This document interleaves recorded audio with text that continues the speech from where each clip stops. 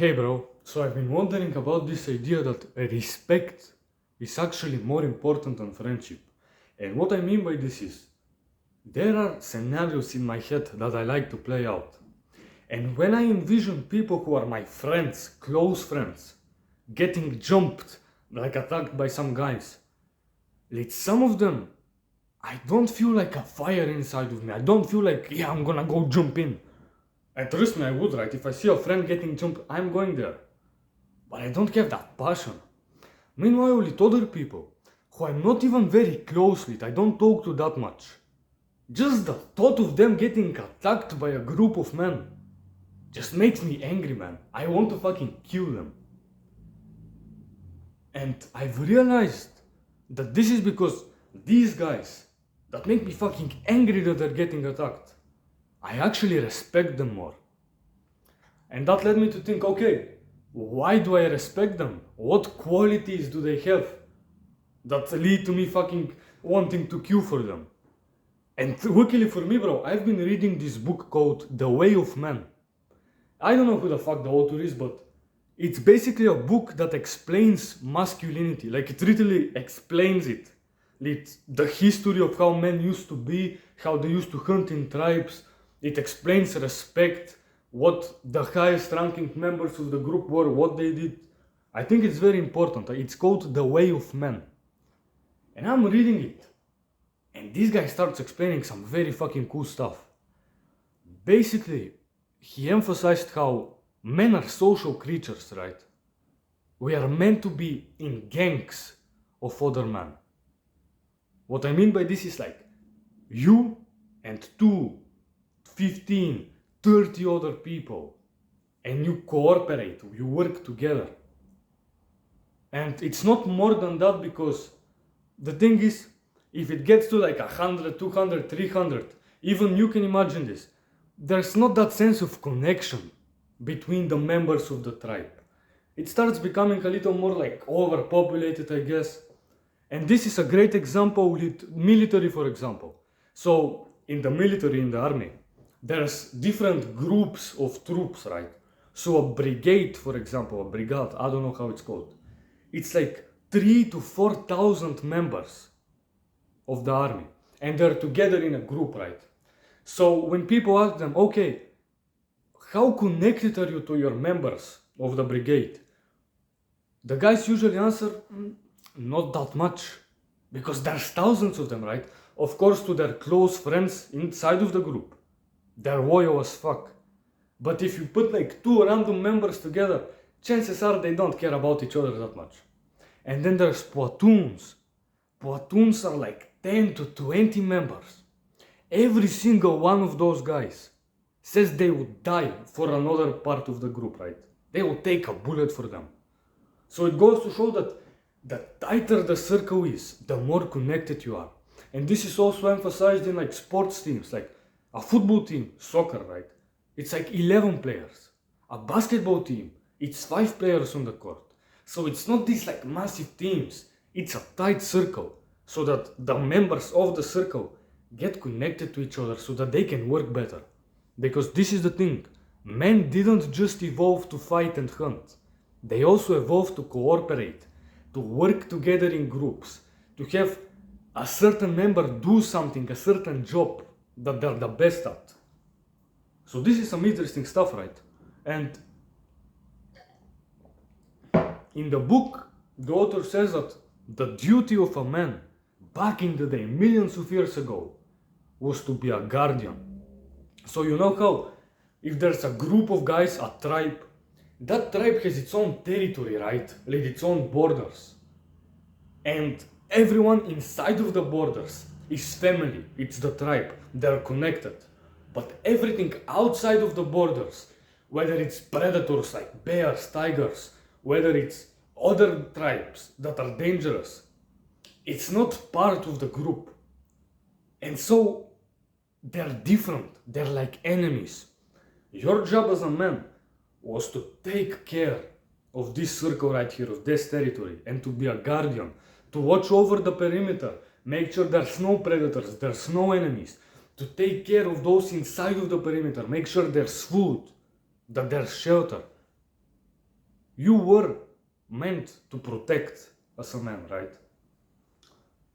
And me realizing this just woofed my brain.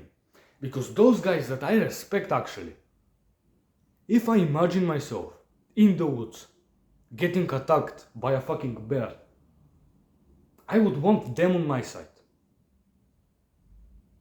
I respect them.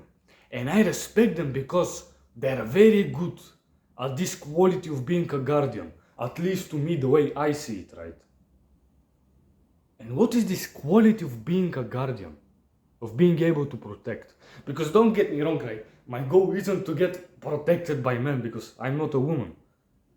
But if I imagine myself and a bear in front of me, and one of those guys that I would kill for, it doesn't feel that dangerous. I have this sense that maybe we can pull this off because I respect them, because I know they're strong. So what qualities do they have? Well, this guy actually explains it, the author. It's strength, it's competence, it's mastery, and it's loyalty. Now, I haven't really read that book that much. I started reading it a few days ago. But I'll repeat them for you. Strength, power, right? The physique, the ability to hunt, to kill.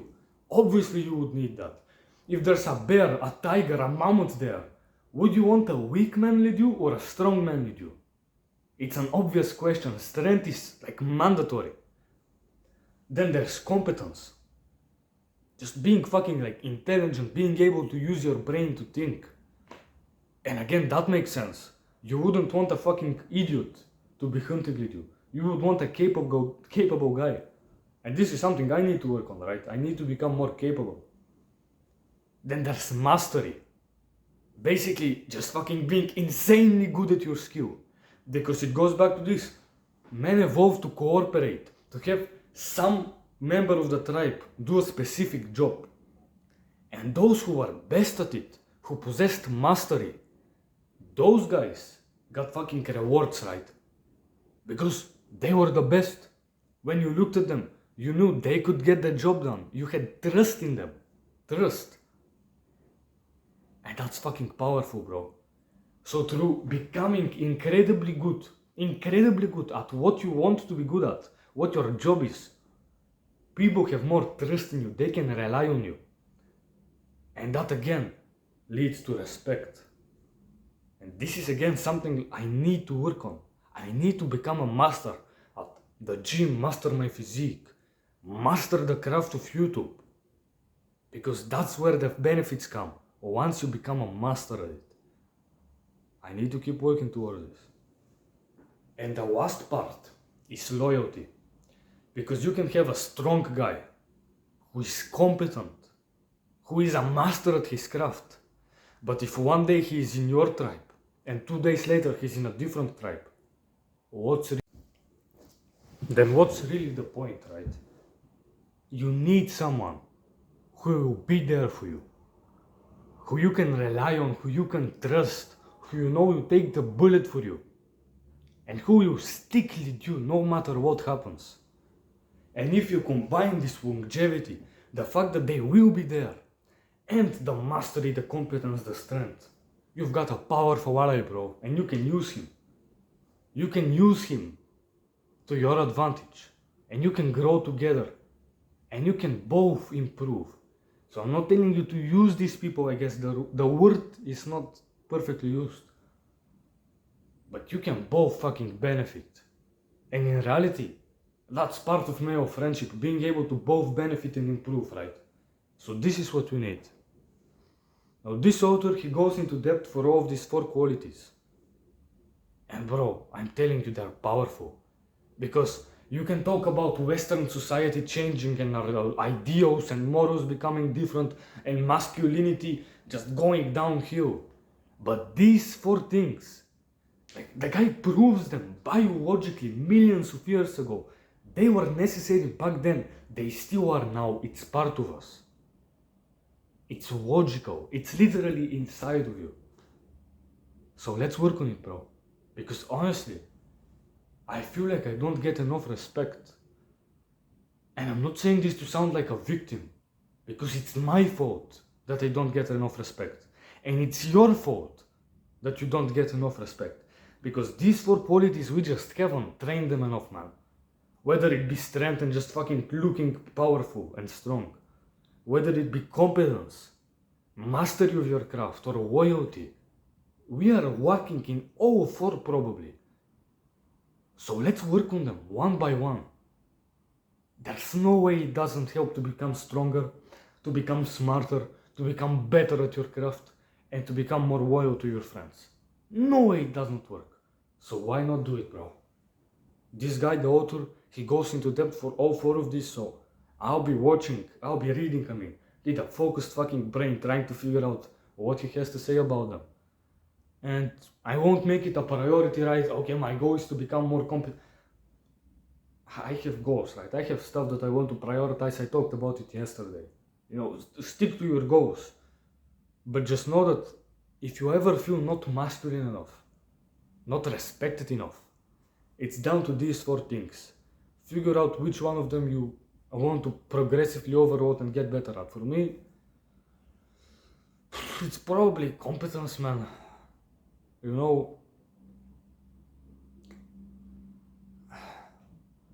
I act like a clown a bit. And it doesn't feel nice, right? To act like a clown.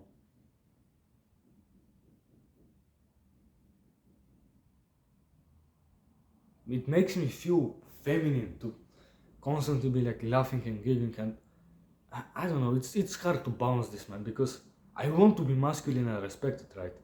But I also don't wanna fake it to act like I'm putting on this act, because people can see through that very easily, and then it's even more awkward. So it takes time, right? But the piece of advice I can give you is just be more serious, man. Take stuff seriously. Stop laughing all the time. Stop taking everything as a joke and it's funny. Be a little more serious. And work on these four things. Bye bye.